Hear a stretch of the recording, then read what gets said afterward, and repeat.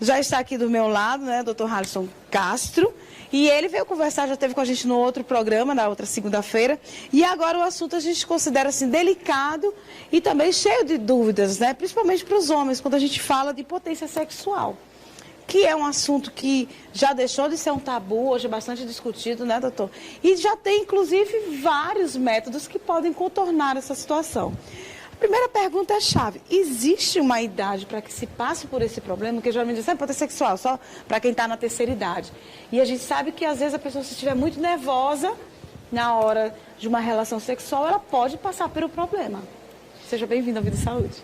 Ok, obrigado, boa noite aos telespectadores, obrigado mais uma vez pelo convite aqui participando com vocês. Realmente é um tema muito controverso e bem polêmico, né? A gente sabe que hoje a incidência de impotência sexual é extremamente grande, a quantidade de pessoas que sofrem desse problema é extremamente alta e a gente sabe que existem muitos homens que ainda têm preconceito, ainda têm receio de procurar o urologista e procurar uma ajuda médica para fazer esse tratamento. Os pacientes que são acometidos realmente podem acometer várias idades, né? Desde pacientes adolescentes e adultos jovens, né? Podem ser acometidos por esse problema. Aí, nesses casos, geralmente é de causa psicológica, né? Que são aqueles pacientes que estão ingressando na vida profissional, ingressando na vida estudantil. Então, existe uma pressão do mercado de trabalho muito grande. Então, todas essas questões psicológicas acabam afetando a relação sexual e acabam provocando impotência, né? Nos pacientes mais idosos, acima de 40, 50 anos, aí sim realmente é uma incidência muito alta, aí predominam nesses casos as causas orgânicas, que a gente chama, né?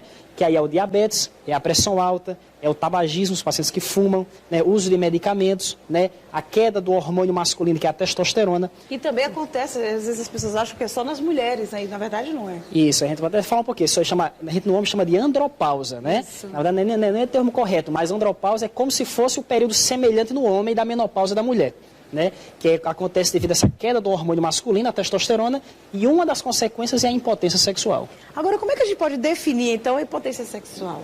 Né? O que seria? Seria a questão psicológica? Seria a questão do organismo desse homem? O que seria? Como a gente pode definir?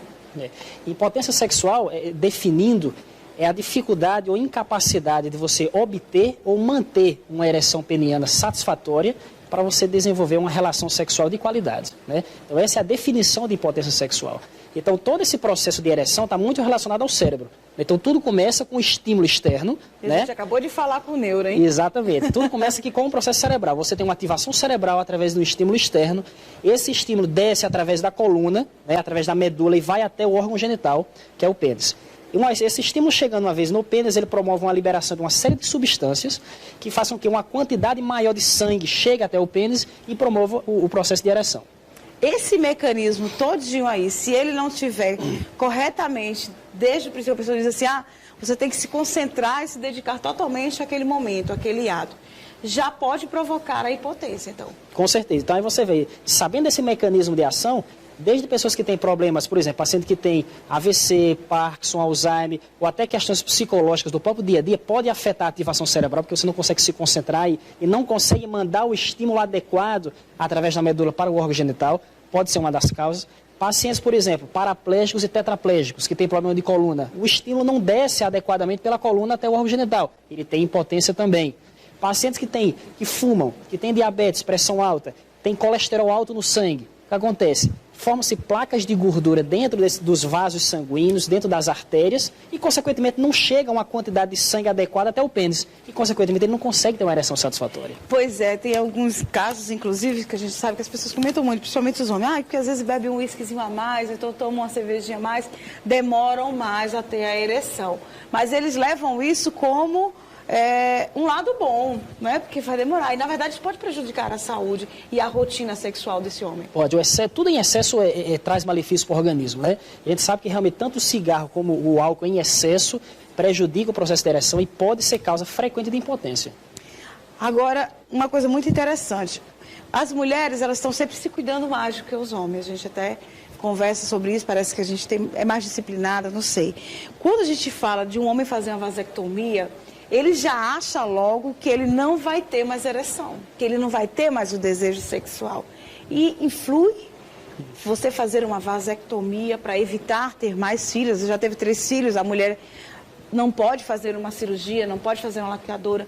O homem que vai fazer uma vasectomia, ele pode ter o processo sexual dele também prejudicado? Essa pergunta é muito interessante, porque realmente muita gente acha que fazendo a cirurgia de vasectomia, né, só para explicar, a vasectomia é uma cirurgia que é feita de esterilidade do homem, ou seja, é uma cirurgia similar ao que a mulher faz para fazer ligadura de trompa. Então, a vasectomia, nós ligamos o canal que leva o espermatozoide para que o homem não tenha mais filhos. Essa cirurgia não afeta em absolutamente nada a potência sexual, tá? Não tem nenhuma interferência. Tem muita gente que acha que se fizer a vasectomia não vai... Sinalzinho da cabeça, mas... fica preocupado, acha que não vai ter mais uma potência adequada, mas não interfere em nada. Psicológico pode influenciar, com certeza, com certeza. Mas a cirurgia em si não afeta em nada a potência.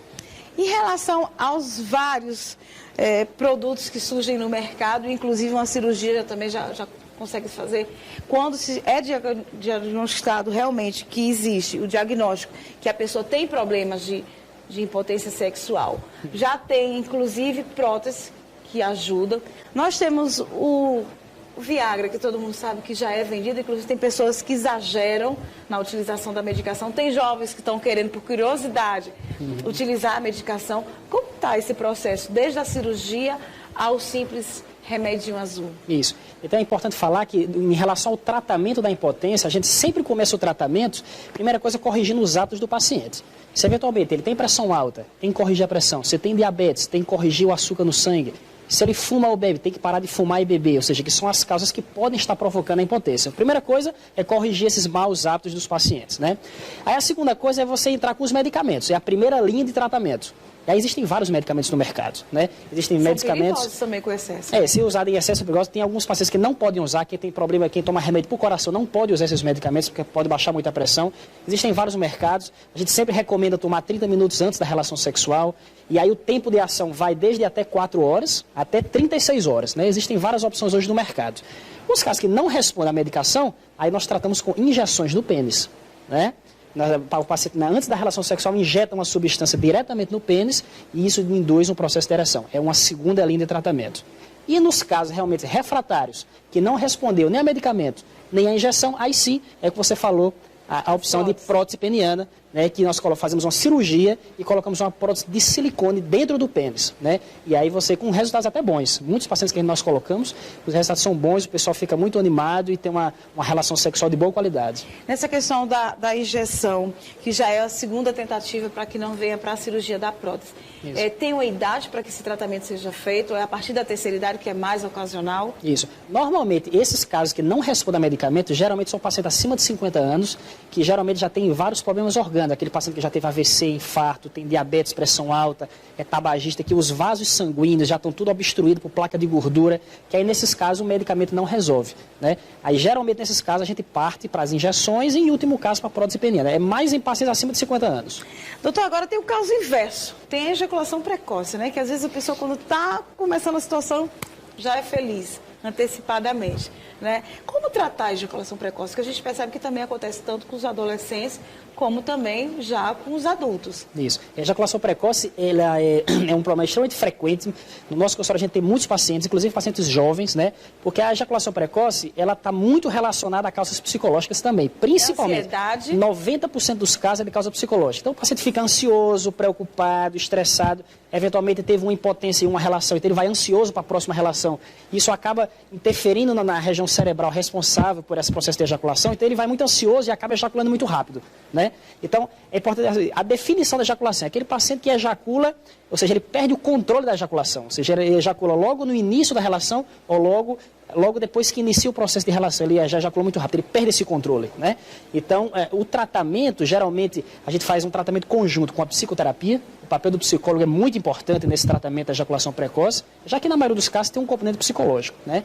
E medicamentos que atuam no sistema nervoso, né? Dá para ele ter mais calma. Isso. Na verdade, são ansiolíticos que nós chamamos, né? Para deixar o paciente mais tranquilo, mais calmo, para ele iniciar a relação sexual sem aquela ansiedade e aquela preocupação de ejacular rápido. Porque isso acaba gerando um ciclo vicioso e cada relação que ele vai ter, ele vai ficando mais ansioso e mais preocupado, e isso acaba interferindo. Então, esses medicamentos agem a nível central, né, que são chamados inibidores da recaptação de serotonina, né, e tem vários no mercado também que eles agem nesse sentido. Sem se falar também na questão de quando teve o primeiro ato e já teve a ejaculação, a pessoa já fica meio entristecida. E parte para a segunda. Perfeito. Que já demora mais um pouco, né? Exatamente. Existem várias algumas manobras, algumas técnicas, nós orientamos os pacientes. Também. Exercício, quando você começar a ter relação sexual, você dá uma parada, muda de posição. Existem alguns medicamentos, alguns anestésicos tópicos que podem ser colocados no pênis para reduzir a sensibilidade. Então, tem paciente que tem um freio, que é aquela parte do prepúcio ali, do excesso de pele, que tem freio curto. Então, esse freio curto aumenta muito a sensibilidade do pênis. Então, às vezes a gente faz até uma cirurgia para soltar esse freio, você diminui um pouco a sensibilidade. E é outra manobra que também ajuda a melhorar a ejaculação.